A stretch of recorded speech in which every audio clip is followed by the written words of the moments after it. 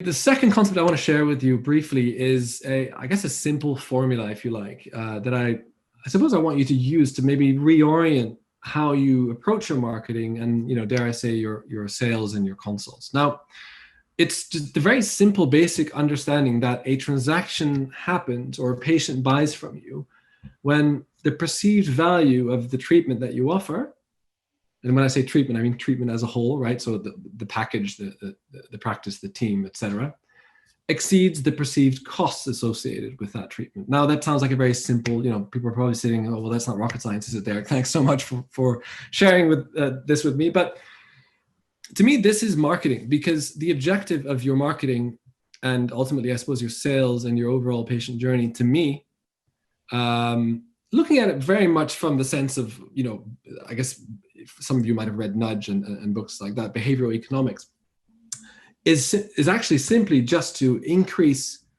the perceived value that the treatment offers your patient and minimize their perception of the costs associated with that. Now, this is not just about, oh, it's, this is the value and this is the cost, and it's going to cost you £3,500.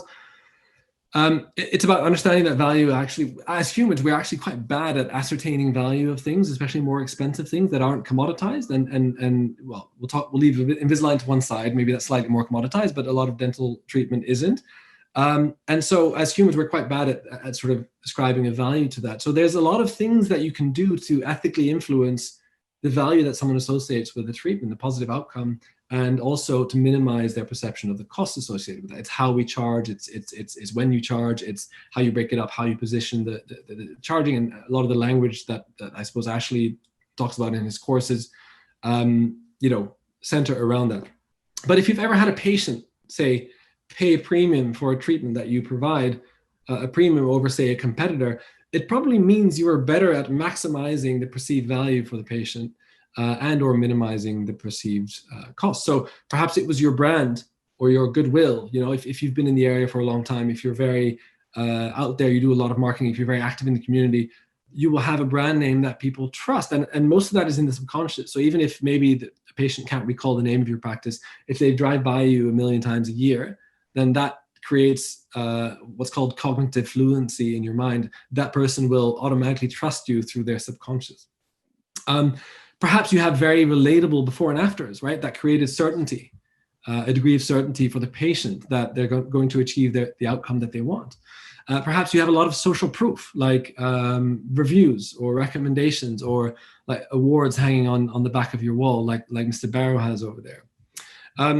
Perhaps your website has a lot of useful content that helped educate the patient along the way, helped nurture them and move them along that journey and helped establish you as authority.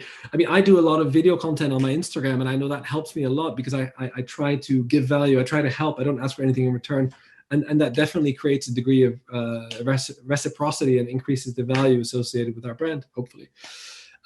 Or perhaps you took very good intraoral photos and you demonstrated how bad their current situation is, and you did a digital smile design to show their outcome, and you created a big gap between the current state and the future state. So those are all like small things that you could do to try and articulate the treatment value. It's not just about, it's not just about features, that the fact that aligners are 3D printed and they're removable, but it's about all this intangible stuff. That's really, really important.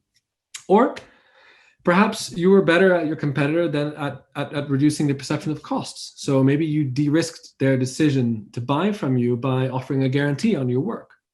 Or perhaps you had a very good finance plan. And, as you mentioned earlier, Drew, in your presentation, less than £1 a day to be a Tubules premium member. And so that reduces the pain of paying. A lot of people don't realize that when we transact, we feel the area in the brain that deals with physical pain activates. So there's a pain of paying that we experience. So by minimizing that pain and de-risking it, for example, by offering the free trial that you did earlier, Drew, you can reduce the perception of cost. So it's little things like that I want you to remember, that everything in your marketing, and to me this is marketing, everything in your marketing and your sales and your patient journey should aim to increase perceived value and aim to reduce perceived costs.